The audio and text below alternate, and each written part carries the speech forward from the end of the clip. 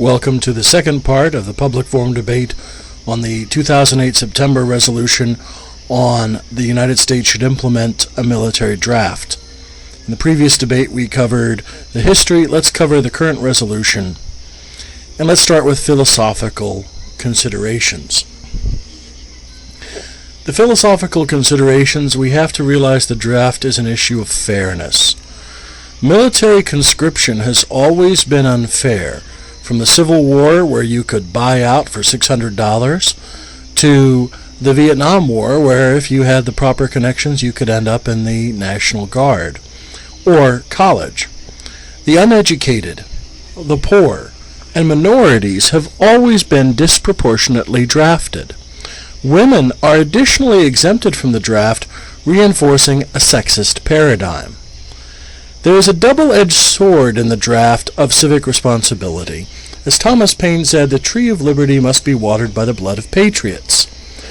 However, the danger of the all-volunteer force, a professional military, is separate from the body politic.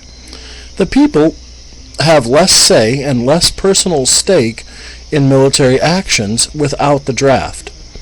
It's one thing to look at the money of a war, at the cost of a battle. But budget numbers at the federal level become meaningless, almost stuff of science fiction. Look at the current issues on the deficit and the national debt. However, it's another thing to put one's son's or daughter's face to a military action, realizing that your child could be drafted. Hence, there would be a greater political interest in any war with the draft. The professional military, additionally, has become an extension of an imperial presidency. The concept of the president as commander-in-chief having wide powers furthers the separation of the military from society and allows for direct abuse by the executive branch. The executive branch has always bypassed Congress. Congress, according to the Constitution, has the duty to declare war, yet war really hasn't been declared in Korea, in Vietnam, and in current operations. It also, the danger of the all-volunteer force relieves the citizen's obligation to contribute to a country's defense. Think back on that Thomas Paine quotation. The all-volunteer force creates a concept that fighting and dying of others is something you can buy, pay in taxes. As such, the military becomes the ultimate service sector, like wait staff or cleaning of hotel rooms. Let's look at military considerations. Military considerations, as we said in the last briefing, require that there are going to be more conflicts in the future. And these conflicts are going to be less battlefield scenarios.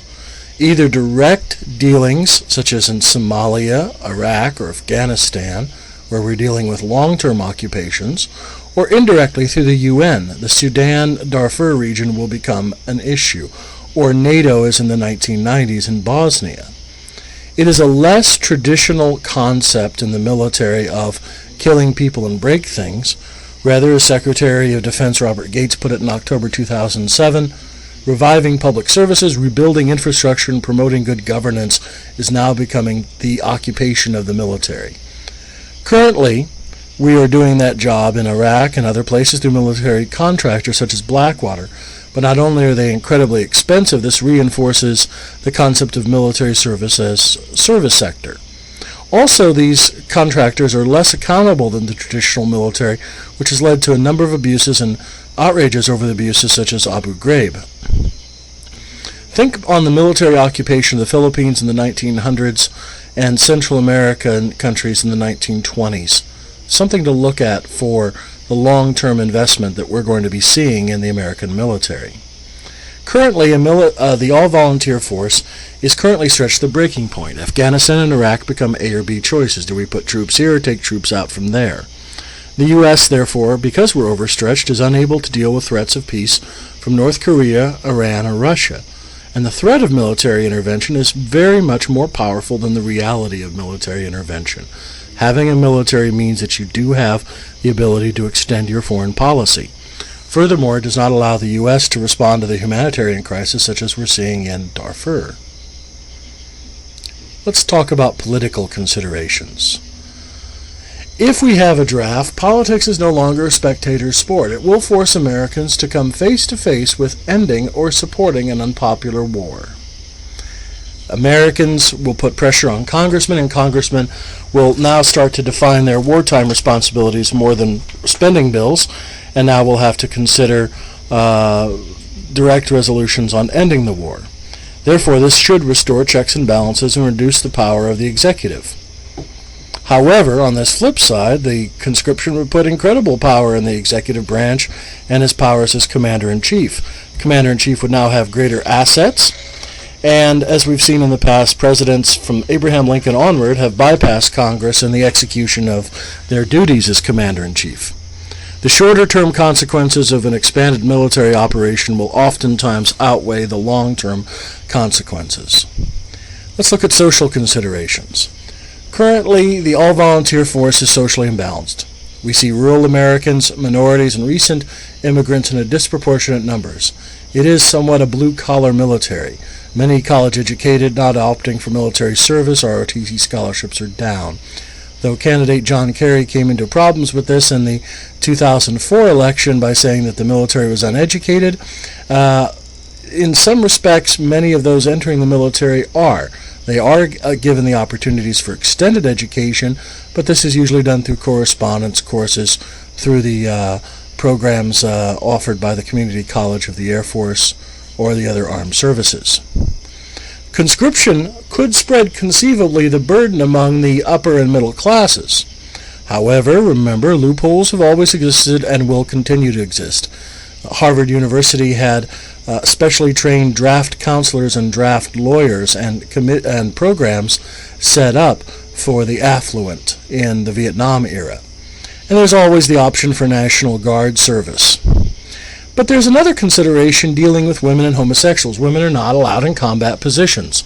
Therefore, the question is, will women be brought into the draft? More, as we see in the Don't Ask, Don't Tell policy, homosexuals have an unfair leverage in terms of declaring that they are homosexual and therefore being unfit for military service. Or they also have, if they choose not to admit that they're homosexual, they're on an unfair contract during conscription. The all-volunteer force allows them to make a voluntary choice to maintain Don't Ask, Don't Tell. But when they are forced into military service through conscription, that's another matter. Possible pro-strategies. 3 major areas. Let's look at the civic duty and involvement in the military. Restoring checks and balances to the executive and legislative branch. There's a great article in the Asian Times on this. We'll have this in the Czar notes. It creates a crisis of confidence in unpopular wars. Conversely, it would also increase interest in positive wars. And therefore, it reduces the power of the all-volunteer force of the imperial presidency, because now we have a greater stake in each individual citizen's rights in the military. Secondly, it allows the military to be an effective arm of U.S. foreign policy by increased manpower, where increased military engagements currently reduce the threat of force. We would be able to have the threat of force be reinstituted for our foreign policy, and we would also allow greater employment of soft power. Soft power, those employments of the military and non-killing people and breaking things rules, infrastructure, and everything else. Also, it's a social equalizer. Universal military service currently would erase the current division between the rich and the poor, and minorities and majority populations in the all-volunteer force. Con strategies are an interesting ground. We see first off military effectiveness. That this is contrary to the American tradition of the professional military. Draftees have less effective than professional soldiers and opposed by many military officers. Furthers the imperialist presidency.